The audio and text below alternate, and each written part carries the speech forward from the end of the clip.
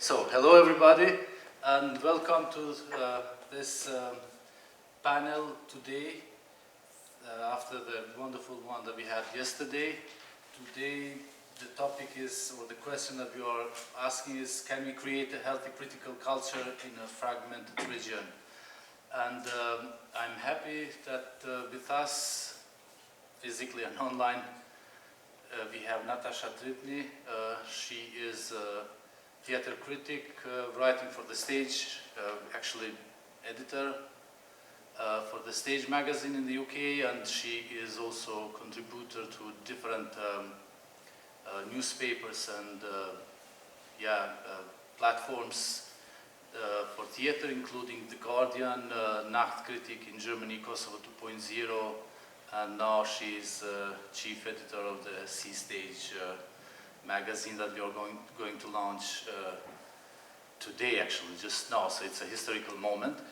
And with us virtually we have Haris Pasovic, well-known Bosnian theater director, leading figure in the Balkan theater.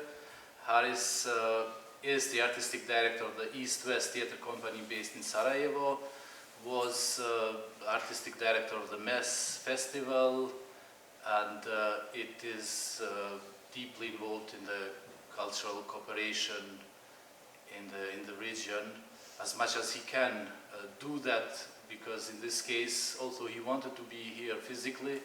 Unfortunately, this was impossible because of the visas. So this is a topic we are going to discuss, but shortly, just to let you know that for citizens from Bosnia that want to enter Kosovo, that want to visit Kosovo, they need to get a visa that is complicated procedure, because you have to either go to Skopje, apply there, and then go and get the visa at some point, or to, I think, Istanbul or Zagreb or Tirana. So in a short, the only solution for Haris to be with us was thanks to internet. We are going to go back to this, Haris, but as a first, I thought it would be interesting or useful for us here, because we have a group of international critics and journalists and festival programmers and theater people in general. So I would like to see and to ask you, in fact, if you could give us an overview of how theater was functioning in former Yugoslavia. I mean, if the plays were circulating from one republic to another one, and how was this actually, I mean, how the theater structure was functioning, who was supporting that, how did it work in terms of language?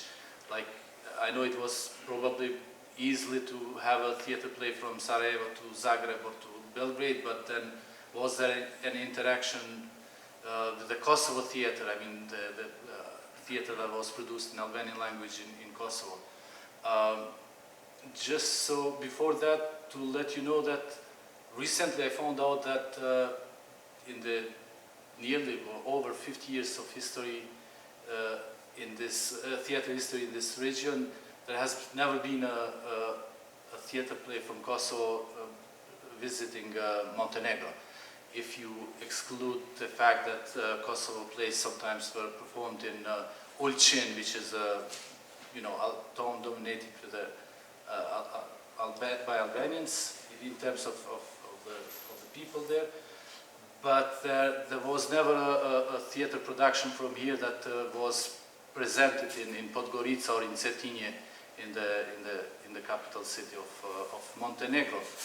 And then, so I'm curious, Haris, to know how it was before. I mean, how it was for you to stage a play in. I don't think you directed a play in Prishtina ever, but I'm sure you did lots of productions in Croatia and in Belgrade. So, hello everybody again, and I'm really sorry not to be there in that empty chair. I would prefer to sit with you around and to see the audience and to go to some of the Prishtina's restaurants and cafes afterwards. But as you mentioned, since we finally achieved freedom and democracy, we cannot move. In the dark communist times, we traveled easily. So now it's not possible, you know, to come easily to Kosovo. From Kosovo, it's not possible, perhaps at all, to come to Bosnia. And that's been for many, many years. It's not like a temporary crisis. So it is not only ridiculous, but it's very annoying, you know, that we have to deal with this in the third decade of the 21st century, in the promise of democracy and the promise of the free world, that we live worse than ever. Without freedom of movement, without possibility to meet and exchange, and with so many hardships to collaborate. I'm not the man of the past, and I had happy times in Yugoslavia, but I'm not nostalgic either. But you asked about this as the two models, you know, before the war, before 90s, there was no major problem in communication, in collaboration, in exchange. We traveled, we worked everywhere. Yes, there were some problems because some cities and some republics were poor, let's say, you know. So I don't think that there was a political reason for in Montenegro not to invite the show from Kosovo, but it was rather that theatrical situation in Montenegro at that time wasn't so developed, you know, and they didn't have so much money. They didn't have so many people working in theater. There was no academy. There was no, I mean, it was still developing. In Sarajevo, we did have the shows from Kosovo, from Macedonia, from Slovenia, from Serbia, Croatia, of course, from Montenegro, everywhere.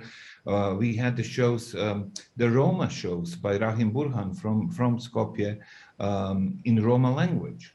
And they had a great success in the mass festival that you mentioned.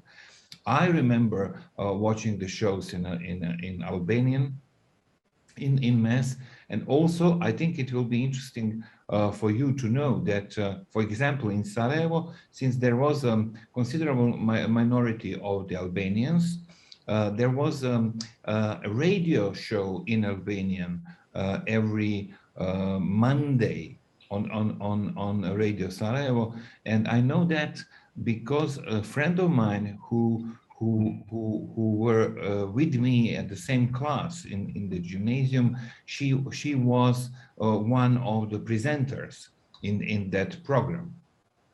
So yeah, I wish that we inherited some of the good practices from Yugoslavia, leaving the bad ones behind, but unfortunately we didn't inherit much of those that were functioning, that were working, you know.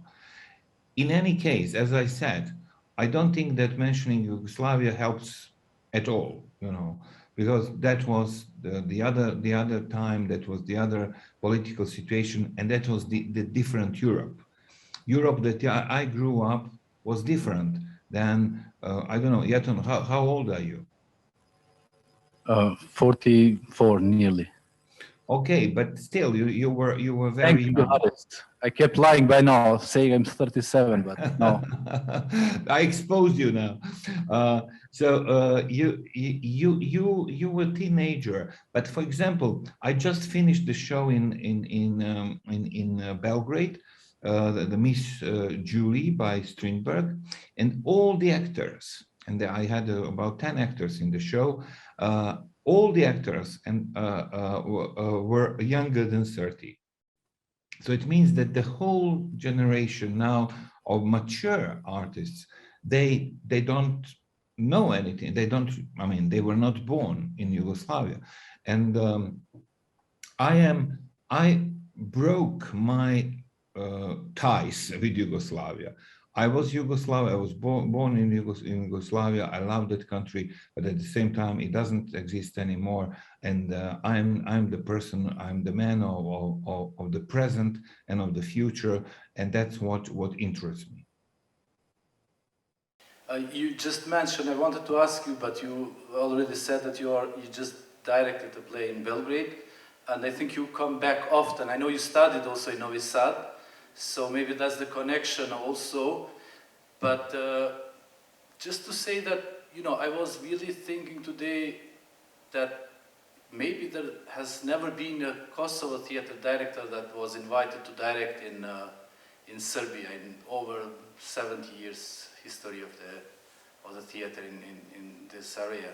So I'm curious to know, how would you define this? What is is it the language? I mean, most of the people from the old generation here, they do speak Serbo-Croatian, and some Kosovo directors did study in Belgrade and in Sarajevo. But actually, theater academy. I mean, including Fadil Husay, who was Fadil Husay, directing there sometimes. That was one that I know. Fadil Husay is director that studied in Sarajevo. And in Sarajevo, there was no real academy for theater, but rather it was a department at the philosophical faculty. So anyway, Fadil completed this course in Sarajevo, but as far as I know, I don't actually know any other Albanian director, Kosovo Albanian director from that time. On the other side, there were several actors that actively played in the Belgrade theatrical life. Enver Petrovci was very much involved and favorite in Belgrade, and the biggest star in the film of former Yugoslavia, and who also acted in theater a lot, was Bekim Fehmiu. Faruk Begoli was widely known in Yugoslavia, played in Belgrade a lot. Isref Bekoli was very, very appreciated. And he didn't move to Belgrade or Sarajevo, but I know that he was coming to Sarajevo and playing together with Melihata Ayeti. So it wasn't, I mean, I think that the Kosovo artists were there. Maybe, if I remember now, more Kosovo artists played in the Belgrade theater than Bosnian artists.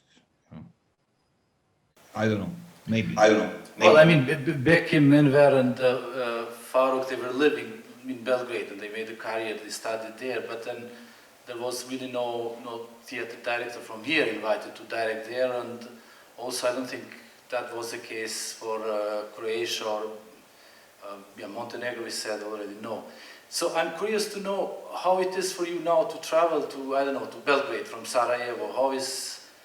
What has changed in aesthetics? I'm sure, lots of things changed, but in perception of the actors, working with the Bosnian director, how do you see the atmosphere? I mean, the political atmosphere.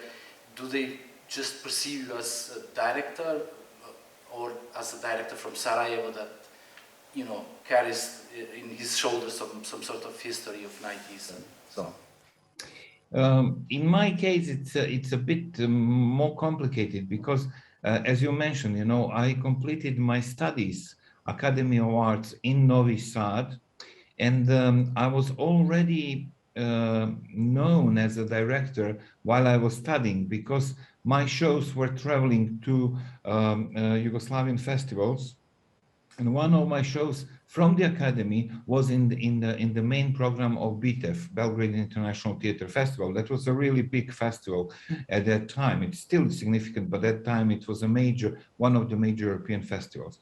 Then I worked in a parallel way in Sarajevo and Belgrade. In Sarajevo, I taught at the Academy I established the directing department. In Belgrade, I was employed. I was a resident director at the Yugoslav Drama Theater, where I made several big shows that are still mentioned today. So in a way, you know, and since early 2000, I was coming regularly to Belgrade, either with my shows or for private reasons or for some other reasons, I mean professional reasons. So yes, I was directing for the first time in 30 years in Belgrade, but I was present in Belgrade all these years. So in that sense, I must say that the reception of my new direction in Belgrade was overwhelming. You know, I was asked to give the major interviews from all major media outlets. I felt respected, and I really felt that it was a step forward in the relations, not only of two countries, of Bosnia and Serbia, but also somehow the regional relations, because one of my main actresses came from Slovenia, a main actor came from Belgrade. So, you know, it was some kind of regional production as well. And it was really welcomed, you know, warmly. Thank you. I didn't forget Natasha, but we decided that we were going to split the discussion in two parts, like, have a short conversation with you, Haris, and then go back to Natasha, because with her we have a bit more work. As I said, we are going to promote a C-Stage platform that Natasha has been working for the last 3, 4, 5 months. But what I wanted to ask you is, let's say in the Kosovo context, after the war, there has been, and not only in Kosovo context, but in Kosovo-Serbian context, I would say there has been lots of, or not lots of, but funds from different donors that were there to serve any kind of exchange, cultural exchange between Kosovo and Serbia. So in that sense, we were lucky to receive funds for the Kosovo productions to be presented in Serbian theaters, mostly in Belgrade, of course. And so it was with the Serbian productions, they could be presented in Kosovo, at least in those last 6, 7 years. How it is in Bosnia? I mean, is there any structure, financial structure that is supporting regional exchange? And because in here, when we say regional exchange, it somehow means exchange between Kosovo and Serbia. And because you cannot travel to any other country. Well, technically we can travel to Macedonia, Montenegro, and Albania and Turkey, and I think that's it. That's our freedom. That's the limits of our freedom. But I mean, of course, locally there's always, whenever there is a new government in Kosovo or in Albania, they would meet and sign some kind of cooperation agreement, and they would publish a list of the exchange calendar that they call it to promote cultural exchange between Kosovo and Albania. But this remains on paper, because then the finances are not there. While in terms of exchange between Kosovo theater groups or artistic groups and Serbia, this is, it is happening because the funds are there. And I wanted to know how it is in Bosnia. I mean, is there still some interest from international donors or from the authorities, maybe Bosnian government or? I'm happy that there is a support of the exchange between Kosovo and Serbia in a cultural sense, and I know I follow. You know that you worked with Andras Urban, several big productions. I know that, and I saw the show that Miki Manojlovic directed, Romeo and Juliet, with a mixed Serbian-Albanian cast. And some other, I think it's very important, and I'm very happy that there is a support for this. unfortunately, there is no such support for the Bosnian-Serbian exchange. We don't have any particular fund that supports this, and neither on the state levels, nor on some international level. Why it's so, I don't know. I mean, culture has proven many times, you know, that it is one of the major factors of integration in Bosnia and in the region. And we do have contacts and we do have exchange, but this is not systematic, and this is not supported by any extra fund. It's always some kind of we try to find some ways, but with lots of effort in order to do this. You know, I believe that a regional fund for the theatrical exchange should be established, and probably that maybe this is the opportunity that we launch such an idea. And it's great that Natasha is working on a new SEE stage platform, and I just gave the interview this morning for your new platform. So to Borislav Matic. So I'm really happy, you know, that you are establishing this. It's so necessary for the region and for the theatrical art in the region, in Europe as well. So congratulations, and you know, I give you all my support, whatever I can. I'm happy to do for this. But maybe we can think about addressing some local and international bodies in order to set this kind of regional funds for theatrical exchange. Yeah, I mean, this is an important topic to discuss. I mean, locally, it's completely nearly impossible to find any support for any kind of exchange, you know, and between the countries of former Yugoslavia or within the region. When it comes to international exchange, yes, you can have access to some public funds because they somehow consider that through that you are promoting the statehood. I mean, if you are collaborating with some theaters in France or in Germany, then they see this as a promoter. So they see us as some state agents that we are promoting the image of the country or improving the image, because, you know, they are aware that the image is kind of destroyed. So they see the potential of the culture of the theater in this aspect of promotion. But then when it comes to the region, they have some kind of fear that this is going to, in fact, destroy that image. So if you cooperate or if you exchange shows with Serbia or with the region, then, you know, they don't see an interest at all. So why do you think is this,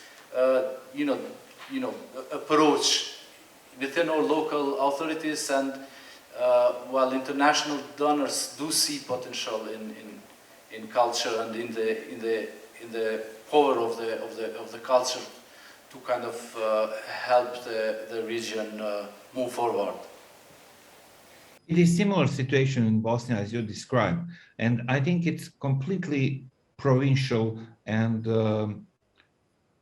completely wrong, you know, because this idea that we will be recognized and independent if we collaborate with France and not with Croatia, Serbia, Bosnia, Kosovo, Macedonia, it's preposterous. I mean, I'm avoiding to say the word stupid, but I must use the word stupid because what should we do? You know, we should not communicate among ourselves, but we should be part of Europe and claim that we are in the European family. That is so silly that I don't have really the words. I don't have comparison in the theater literature, even with Gogol or I don't know, Nušić, or I don't know, those people couldn't imagine such a thing.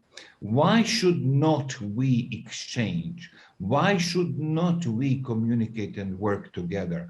We worked together during the war, we exchanged, and why not now? I am so interested what's going on in Macedonia, Kosovo, Albania, Croatia, Serbia, Hungary, Moldavia, everywhere. I'm so interested what's going on in Russia. I don't give a shit if, you know, European Union doesn't like Russia. So what should I do about this? You know, I don't care. I like Russian culture. I like Russian artists. I like English artists as well. So I am not going to spend my life after the policies of today. I'm not going to be the pawn in the hands of either West or East or whoever. You know, I like my fellow artists everywhere in the world, and I'm going to cooperate to my Chinese colleagues, my Russian colleagues, my American colleagues, my African colleagues, with everyone, including Europeans as well. I mean, more or less the same logic dominates also within the artistic community. I remember a couple of years ago, we had a play that we wanted to present in Croatia, basically, in Zagreb. And the funds were there, and we had really hard time to kind of convince one of the theaters there to kind of give us a day to play there. And it you know, it was easily, we were playing that same play in different festivals and theaters in Europe, and in Zagreb it was just, by the end they just got tired of us and they said, okay, you can play in that small stage, and they just wanted to get rid. And I'm still curious to know why there is so you know, lack of curiosity for the theater and for the art that is being created within the region. I mean, there is this tendency to share the work in the Europe. So in Croatia they pretend, I mean, they want to be excluded from the context of the Balkan because they want to be Europe, I mean, as fast as possible. And same is in Kosovo. I mean, I would say lack of curiosity for the theater that is being created in the region. I mean, maybe when plays from Albania do come here, yes, the audience is there, but also beside that, not much really. So can we mobilize within, I mean, us, the artistic community and the theater community, and to kind of use this potential that is here, I mean, through this platform or through other, do you see any idea how can we kind of create some synergy and try to communicate? But I mean, you've been the example, you know, how to fight against, you know, all these retrograde tendencies, and of course, this what Natasha is doing is a great thing, and I've been doing this all my life, you know, trying to put together my colleagues from everywhere, from the region, but also internationally. But we have to fight these rigid and often stupid attitudes, because if we don't meet, if we don't work together, if we don't make an effort to understand each other, there will not be any possibility to have a normal life in this region. So how can I pretend that I am European artist if I don't speak with my fellow artists who live next to me? That is so stupid. That is not possible. That is so, I don't have a word for this, you know. I mean, it's so pretentious. It's so snobbish, you know, and ultimately it's completely futile. So I don't believe that real artists is not curious about what's going on in his or her environment, and especially for me, it's even bigger challenge to work together despite all these problems. I like working with all different artists around the world, but here in the region, it is, whether we like it or not, one cultural space. We can call it Yugoslav space or not. I prefer to call it Yugoslav, but we don't have to call it Yugoslav, whatever we call it, but it is a fact. We have this common history, common mentality, common cultural references. In some cases, we have the common language. In some cases, we have different languages, but that is the richness. That's really a treasury in this region. We have a wonderful nature, we have great food, we have great booze, we know how to make fun, and I don't want to lose this. I love to be from the Balkans. I love Balkans. Balkans is something which is very, very special, and I like to be that. And I don't want nothing to stop me about this. Neither politics, neither nationalism, nor these artistic or cultural, intellectual, pretentious attitudes in which we prolong the conflict instead to resolve it, you know.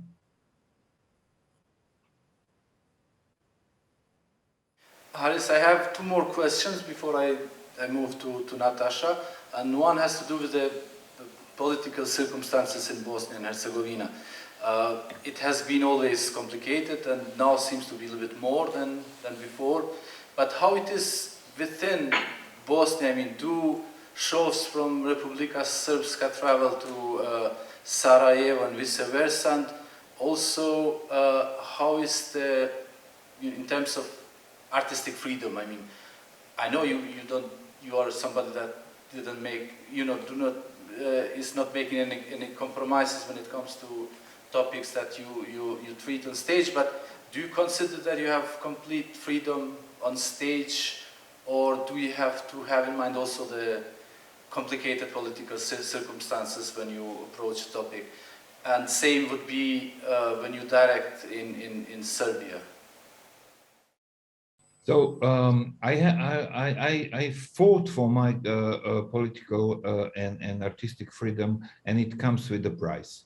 The price is that East-West Center, the independent cultural organization, the cultural production that I work for, is getting a very, very low funding from the government, you know. So.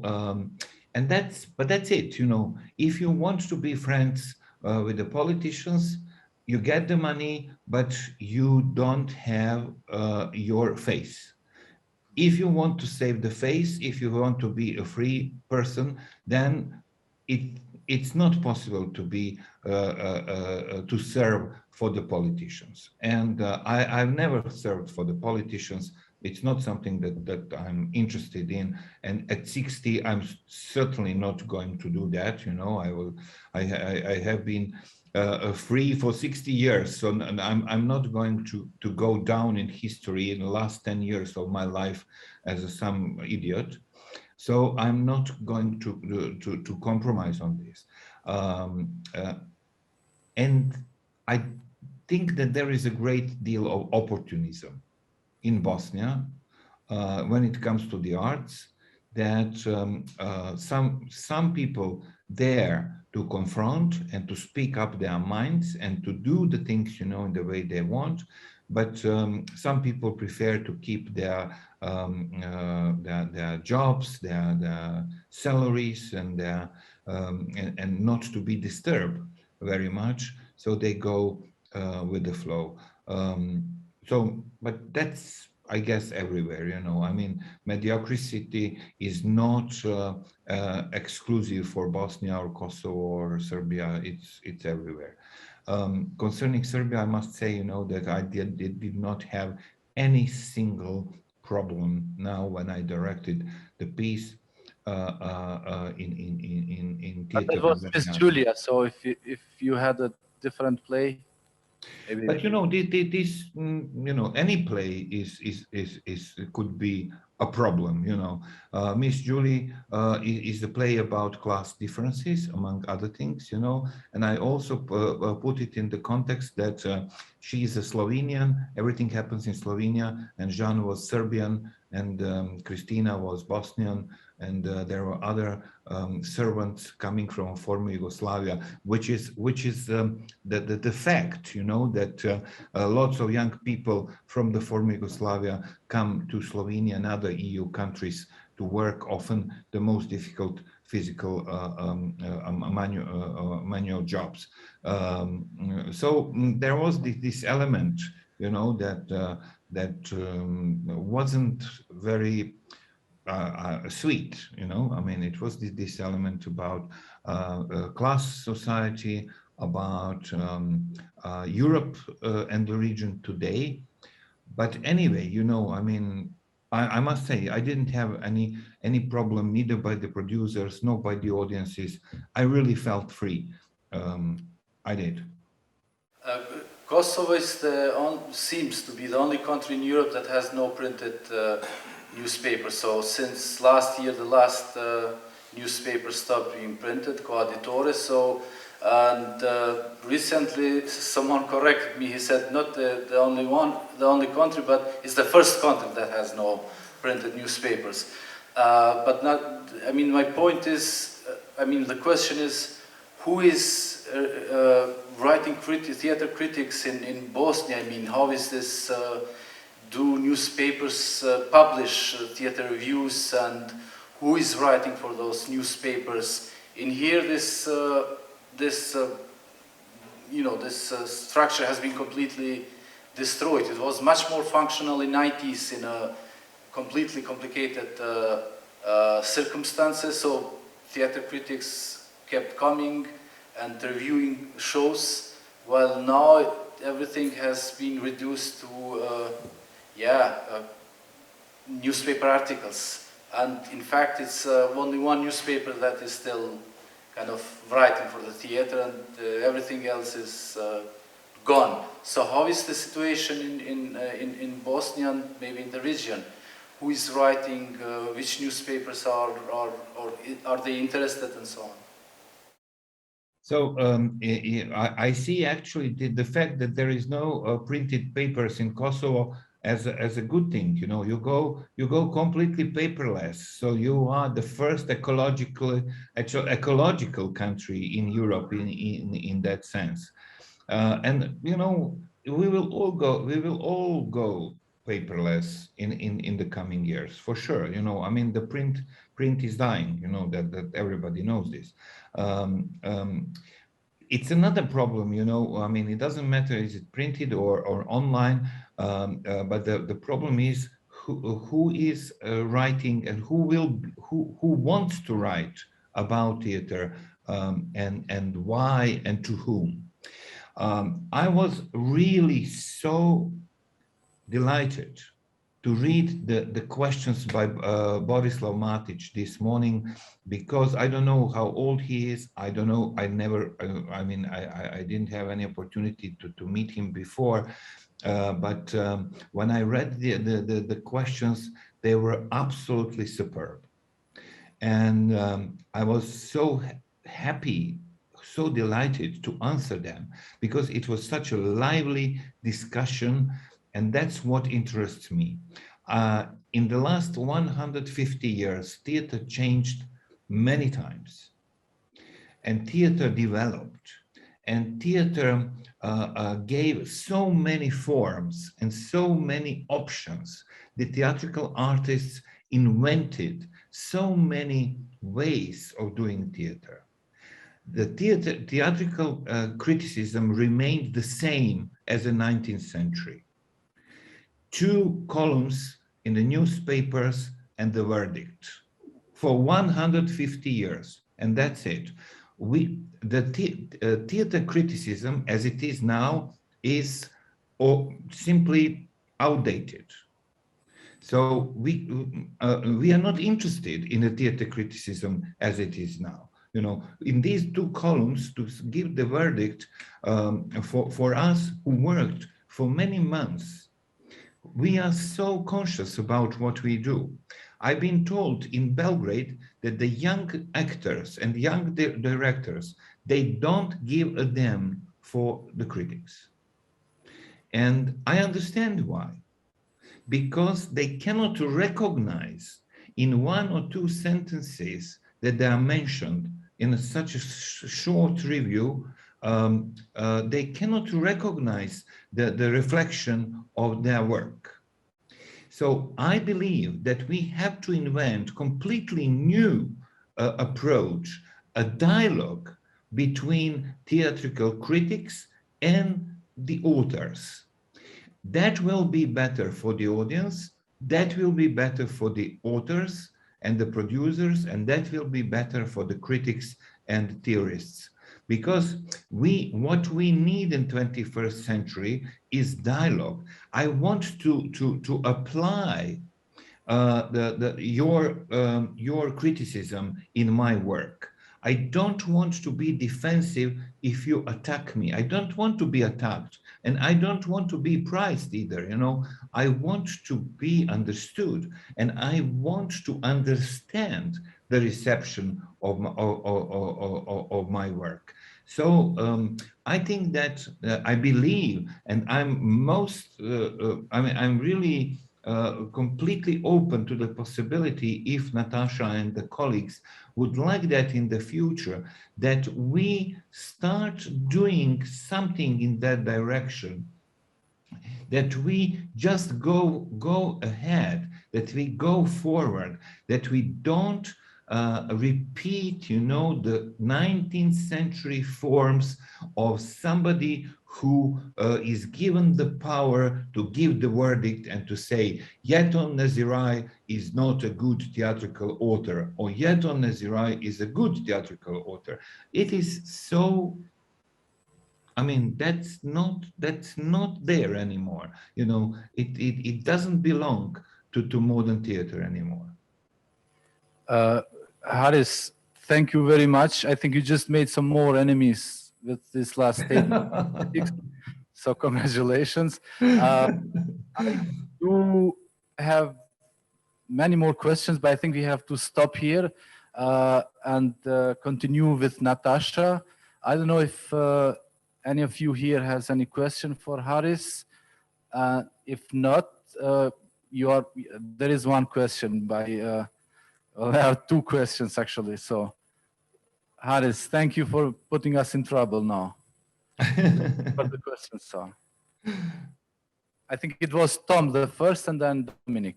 I just wanted to say, Haris, that he didn't make another enemy. He made another friend, because I thought, or I think, doing dialogue and talking to each other and developing while talking to each other is important, and to find forms for that is even more important. Dominic? Super. I like this. This is so important to have this kind of conversation.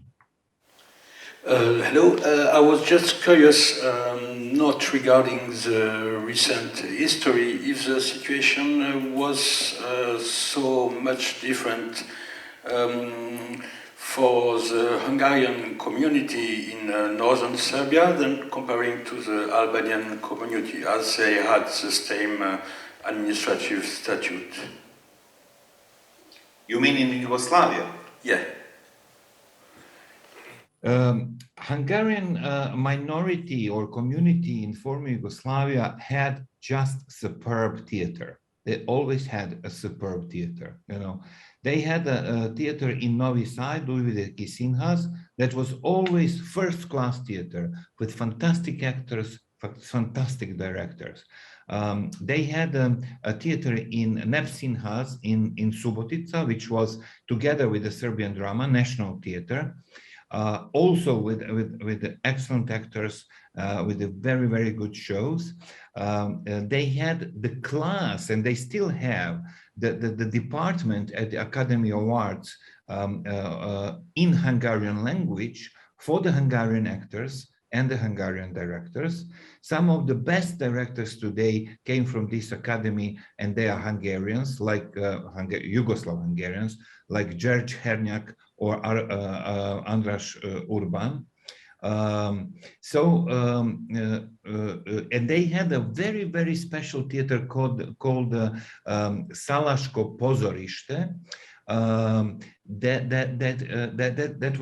That is still a traveling theater for 40 years. They are traveling every summer in the village, in the Hungarian villages in Vojvodina, and they perform there. So Hungarian minority or Hungarian community in the former Yugoslavia was kind of first-class theater that was present and appreciated in many places in the former Yugoslavia. Thank you. If you don't have any more questions, there is one more. Just one. Hello, Haris. This is Borisov.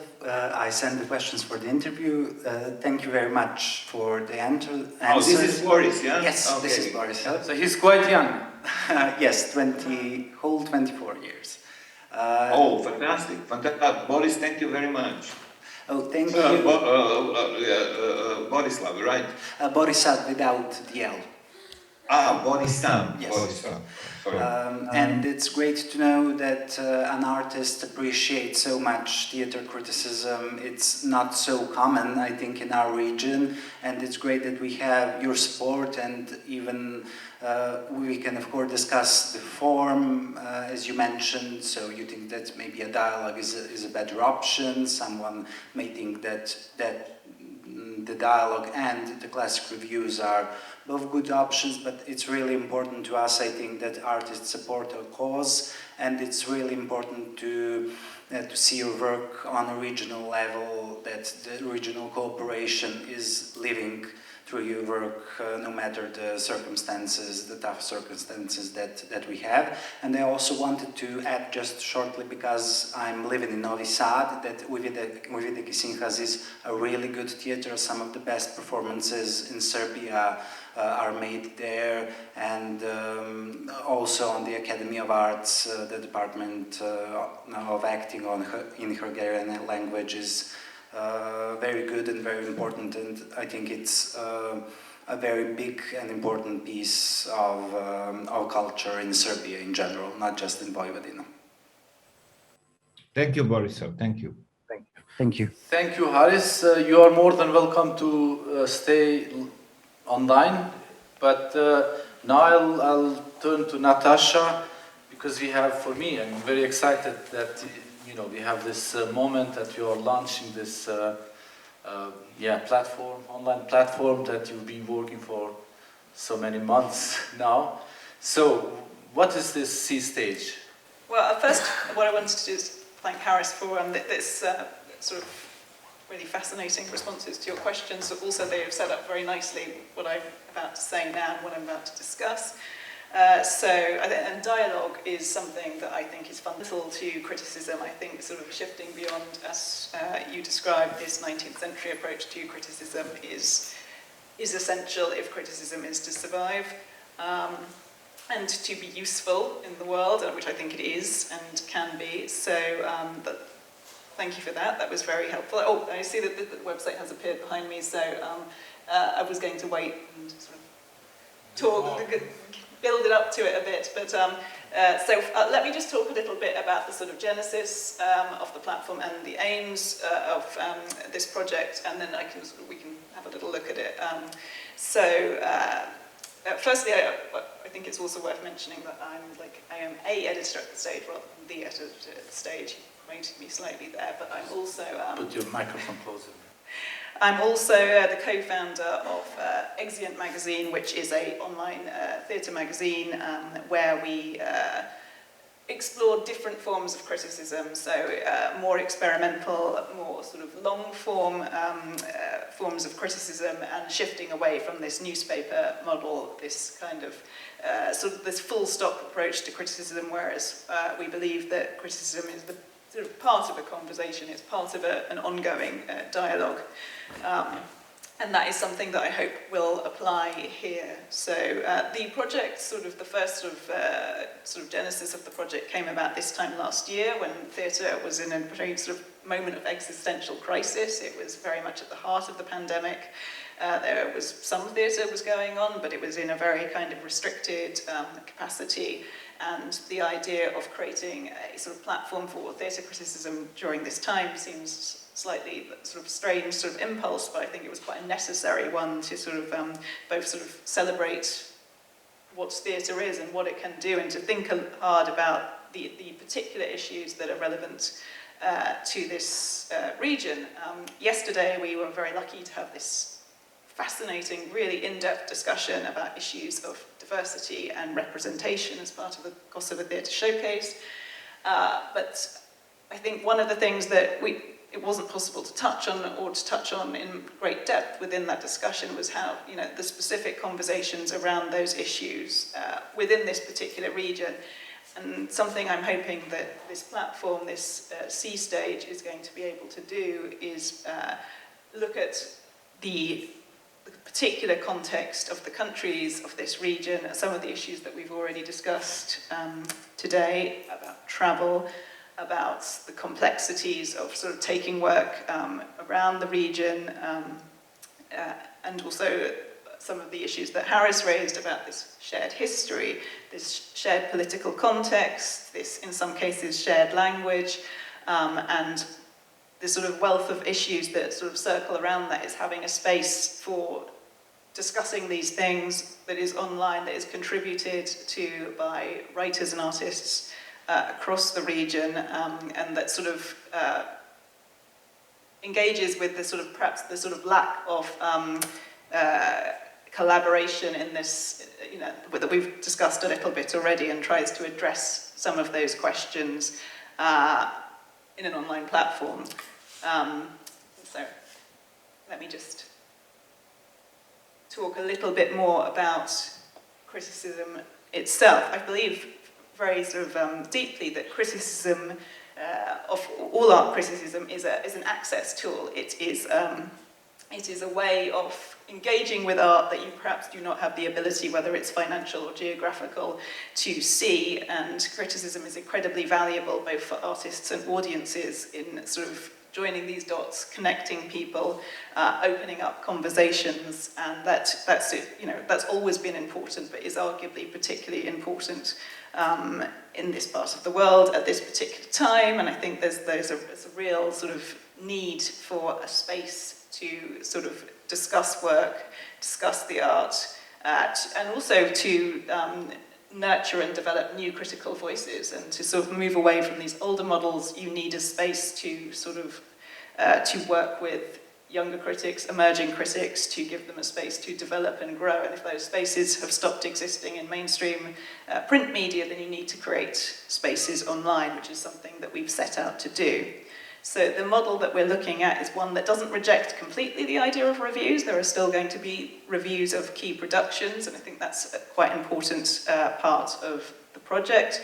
But it's also going to be framed with interviews, features sort of, and discussions about sort of key issues.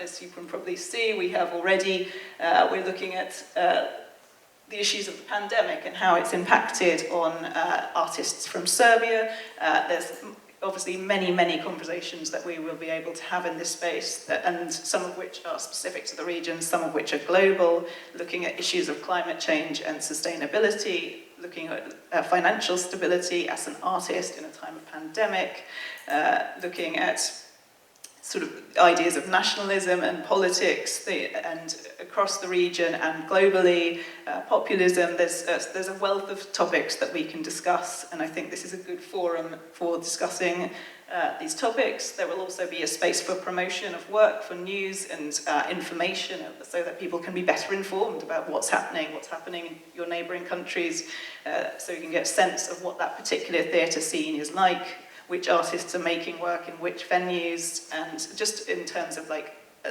resource for artists and audiences, I think it's very important in that regard as well.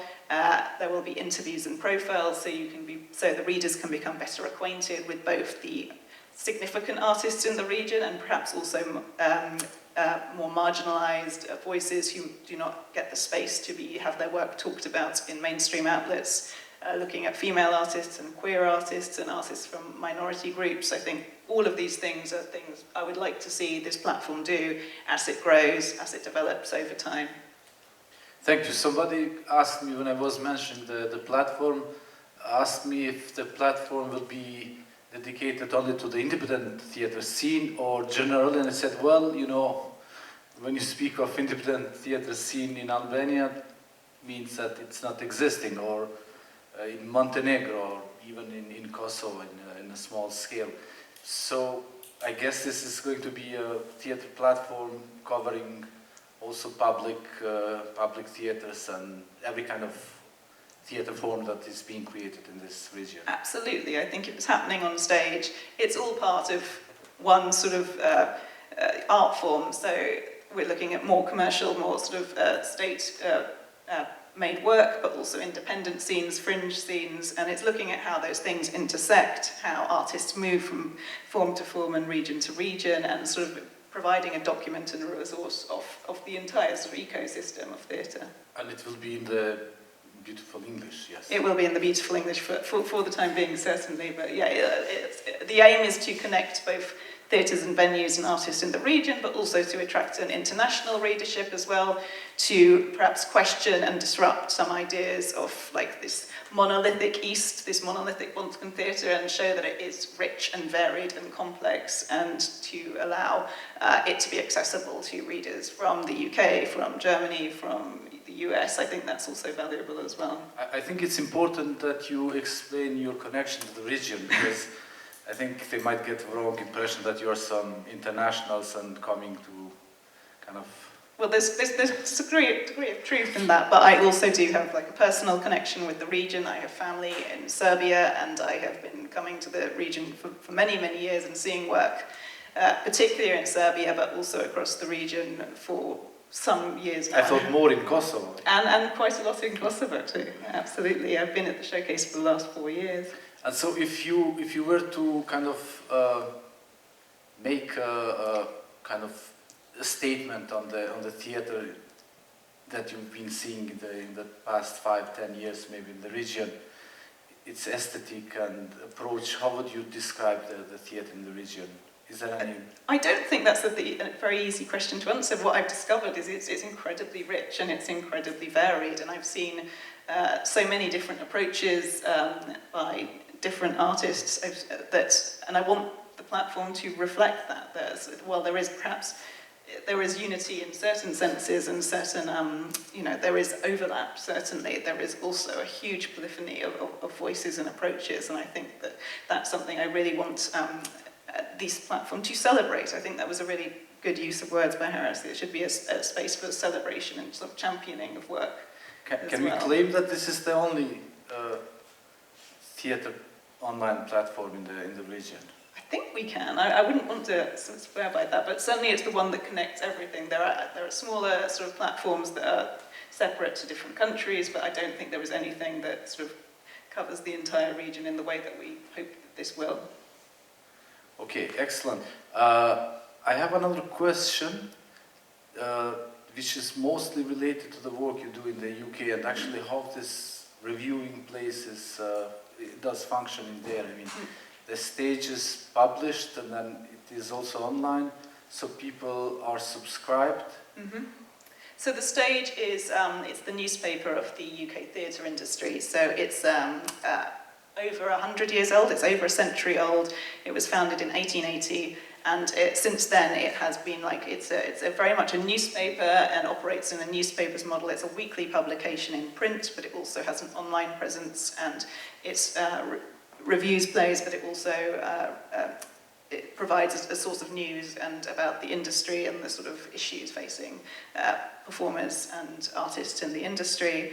But within the UK, there are other sort of spaces that operate digitally only, which are more of which Exient is one, which are wholly online spaces, which sort of more in-depth, sort of more granular look at artistic process, at at looking at work from both a design level, an artistic level, a performance level, so that there are sort of different outlets and different approaches within the UK sort of critical sort of machinery.